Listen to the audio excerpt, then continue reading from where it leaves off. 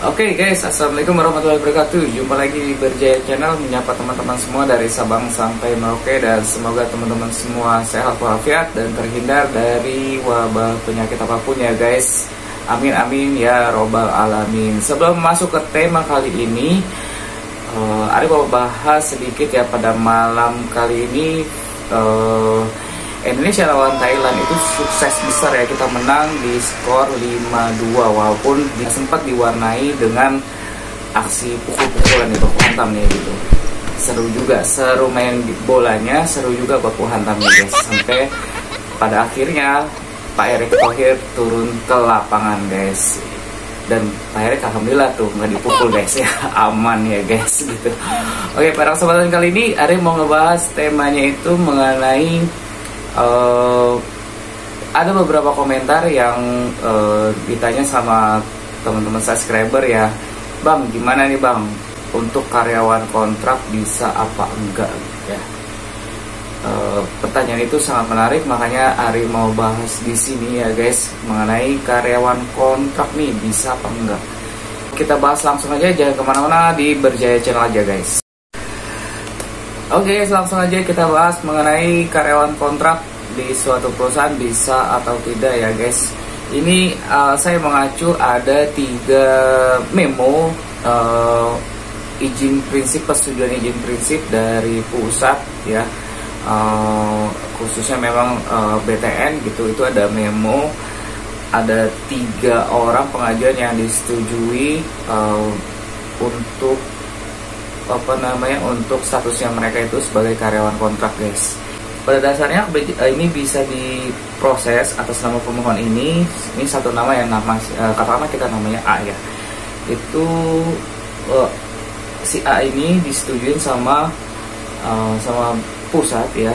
Yang pertama itu dengan catatan dengan syarat sebagai berikut.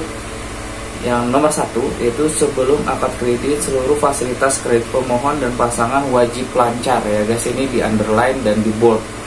Wajib lancar dan tidak terdapat kolektibilitas serta tidak terdapat fasilitas restrukturisasi masih aktif. Jadi restrukturisasinya udah nggak boleh tuh ya kan, restrukturisasinya udah nggak aktif lagi gitu, dia udah bayar ya guys gitu, udah lunasin.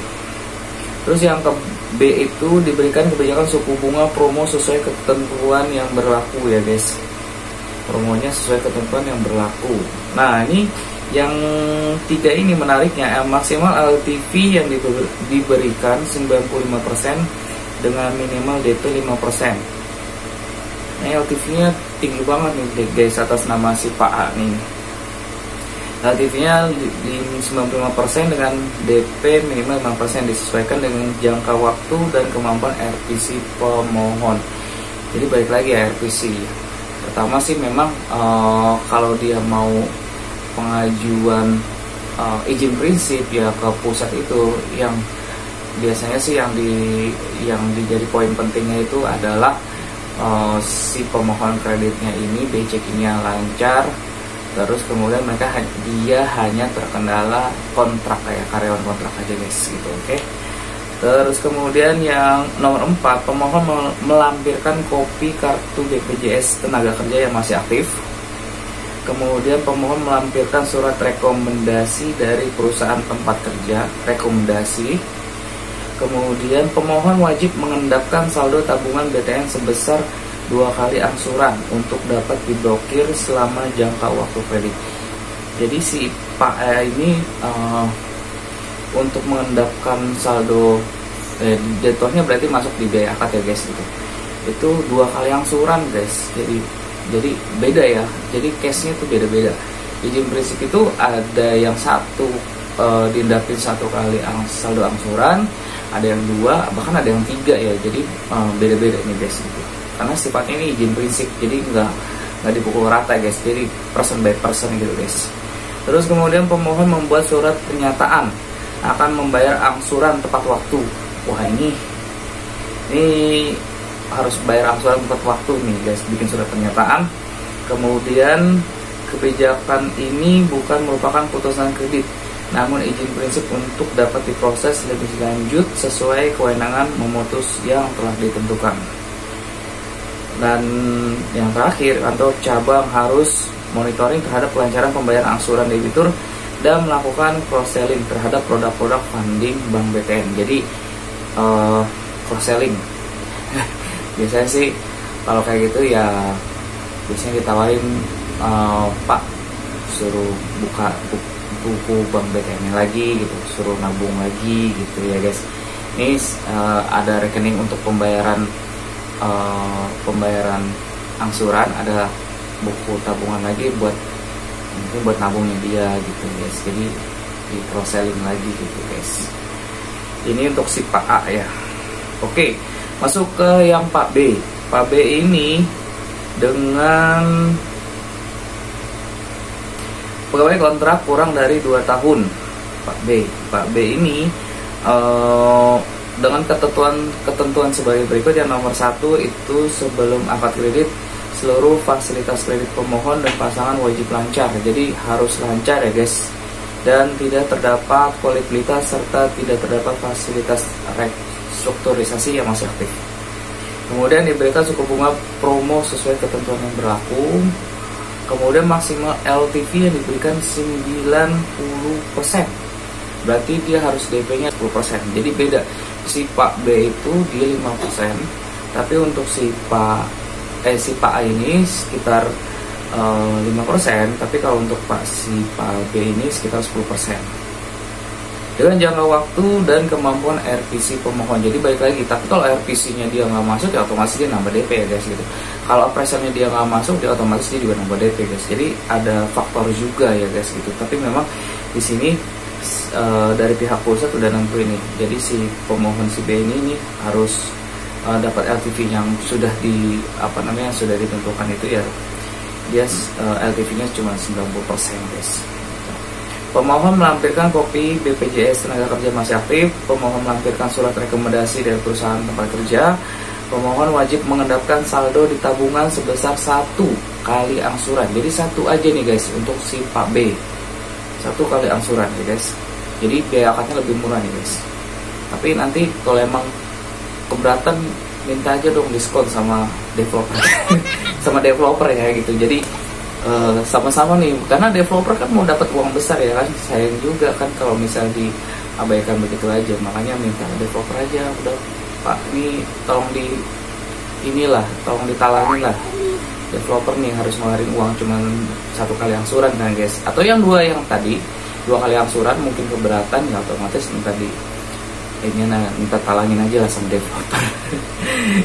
Oke guys, ini just kidding guys. Oke, ya mudah-mudahan bisa juga sih jadi solusi ya guys. Terus kemudian pemohon membuat surat pernyataan akan membayar angsuran tepat waktu. Kebijakan ini bukan merupakan putusan kredit, namun izin prinsip untuk dapat diproses lebih lanjut sesuai kewenangan memutus yang telah ditentukan. KC harus melakukan monitoring terhadap kelancaran pembayaran angsuran dan melakukan cross-selling terhadap produk-produk funding Bank BTN. Jadi sama ya kayak yang tadi ya, yang A. Kemudian untuk yang Bapak C, nah si Bapak C ini karyawan status kontrak dan masa kerja kurang 2 tahun. Nah dengan syarat ketentuan sebagai berikut. Yang penting yang nomor 1 itu sebelum akad kredit seluruh kolektabilitas pemohon dan pasangan lancar. Terdapat surat rekomendasi dari tempat pemohon bekerja saat ini. Terdapat surat keterangan kerja dari perusahaan pemohon sebelumnya. Jadi ada surat keterangan kerja dari perusahaan pemohon sebelumnya. Nah ini beda lagi nih case-nya kan. Berarti tadi kan DP si Pak A ini DP-nya beda. Terus kemudian RPC-nya beda, Pak B juga beda. Nah Pak C ini juga beda guys. Jadinya dia harus punya surat rekomendasi bekerja saat ini, kemudian surat keterangan kerja di perusahaan sebelumnya gitu ya. Jadi paklaring ya, paklarinya. Terus kemudian uang muka minimal 25%. Wah ini gede banget nih guys. Uang mukanya 25%. Nanti minta cicil aja lah sama developer ya guys. Sayang nih, gede banget nih cicilan ini. DP-nya ya. Uang muka minimal 25% dan disesuaikan dengan kemampuan RPC pemohon dan pasangan serta ketentuan LTV yang berlaku ya. Tadi kan bahasanya pihak pusat sudah menentukan bahwa ini bisa diproses sebagai izin prinsip.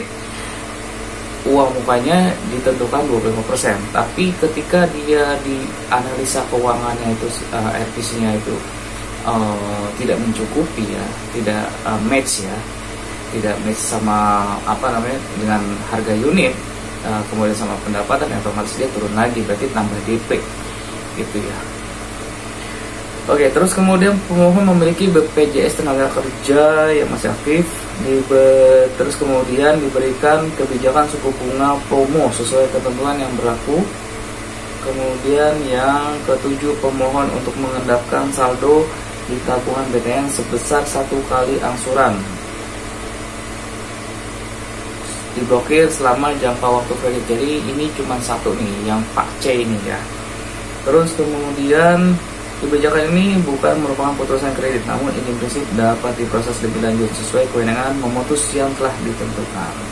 Jadi dari 3 memo ya guys, dari 3 memo izin prinsip yang sudah disetujuin itu mereka punya perbedaan ya. Kita bisa baca dari Pak A sampai Pak C ini, dia punya 3 perbedaan guys. Yang pertama itu syarat perbedaannya itu di DP ya guys, kita sepakat ya tadi ya, di DP. Terus kemudian mereka menekankan untuk paklaring tempat kerja sebelumnya. Terus yang ketiga itu tadi DP, paklaring, terus kemudian sama endapan saldo pas dia mau akad. Jadi ada 3 poin penting yang harus kita jadikan sebagai atensi guys gitu ya. Jadi memang case-nya berbeda-beda gitu. Oke guys, itu aja informasi yang bisa Haris sampaikan, dan semoga teman-teman semua paham ya dengan apa yang Haris sampaikan pada saat kesempatan malam kali ini, dan semoga bermanfaat. Kalau video ini bermanfaat untuk teman-teman semua, apalagi teman-teman semua sedang cari informasi mengenai KPR KPA, teman-teman bisa share ke teman-teman atau mungkin saudara, atau mungkin ketika kamu akad kredit massal ya kan, atau mungkin kamu mau proses kredit ya sama teman-teman konsumen lainnya pas saat di perumahan tersebut ya, teman-teman bisa share juga ke mereka. Jangan lupa subscribe ya, subscribe biar subscribe terus ya kan, jangan di unsubscribe guys kalau bisa ya, subscribe aja guys gitu, dukung terus yang lari agar Hari bisa lebih berkembang lagi, bisa beli alat-alatnya guys gitu ya. Dan kemudian kalau misalnya kamu lagi cari perumahan di daerah-daerah Bekasi dengan cicilan 3 jutaan, itu kebetulan Ari punya rekomendasi nih guys gitu. Teman-teman bisa ambil di perumahan Tera Damai. Nah, perumahan Tera Damai ini lokasinya sejuk, terus kemudian siangnya juga tetap adem, terus kemudian sorenya juara guys. Malamnya dingin banget ya kan gitu. Apalagi saat ini kan masih progres pembangunan, apalagi nanti sudah tanaman-tanaman di dalam rumahnya itu sudah tinggi guys, itu lebih sejuk lagi guys gitu. Ambil, cicilannya cuma 3 juta aja guys gitu ya.